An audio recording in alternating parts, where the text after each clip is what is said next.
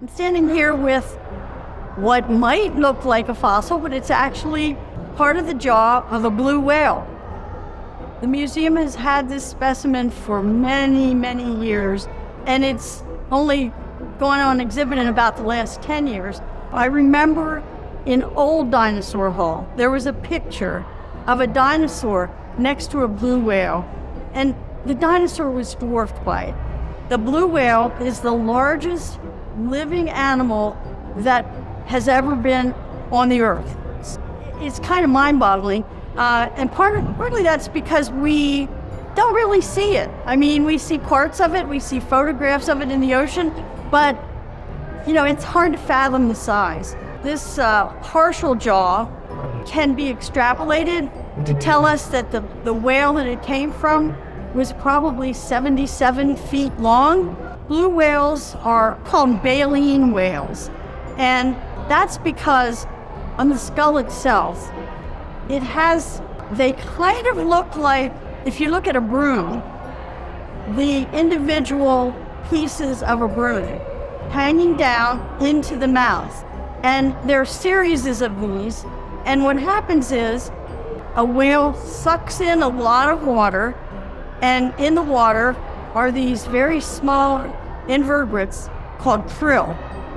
And they suck in all this water and manage to catch the krill in the baleen.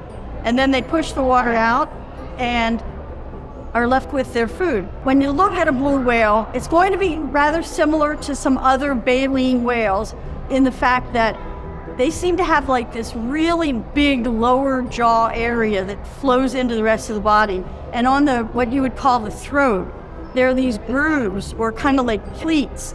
And what happens is when they suck the water out of the ocean, the pleats kind of fill in, and so that accommodates all the water that they've just pulled in.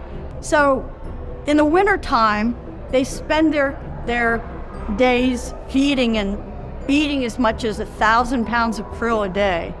The blue whale is kind of an interesting story because there were probably 150,000 blue whales in our oceans 100 years ago. And they were hunted almost to extinction. I remember in my lifetime, we thought they were going to go extinct.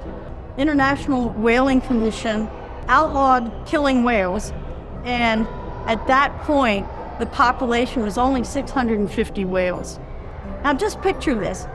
This is a giant animal. The only enemies it has really are killer whales, and they go after the calves, the smaller blue whales. There's another group of whales that are called toothed whales, and those include the sperm whale. We have an exhibit of a lower jaw of a sperm whale, and you can see when you look at that jaw, they've got pretty enormous teeth. So they're not going to be gnawing on little things that are about the size of shrimp. They're not going to be gnawing on krill. They tend to go after things like squid and even giant squid. So they have, these two different kinds of whales really don't compete with each other for food. They all have capabilities of communicating in the water at different frequencies for different species, and even within the subspecies. The blue whale has a very low frequency sound, and it can be transmitted over tremendous distances in the ocean. So, that's how they find mates. That's how sometimes they migrate more or less in sort of larger groups sometimes, and so that's how they find each other and know the whereabouts. And as far as whale sounds are concerned, I've listened to a few. They're really interesting. I could probably imitate them, but it would be funny and not very educational. So the best thing would be to go online and look around for some links to whale sounds and learn for yourself.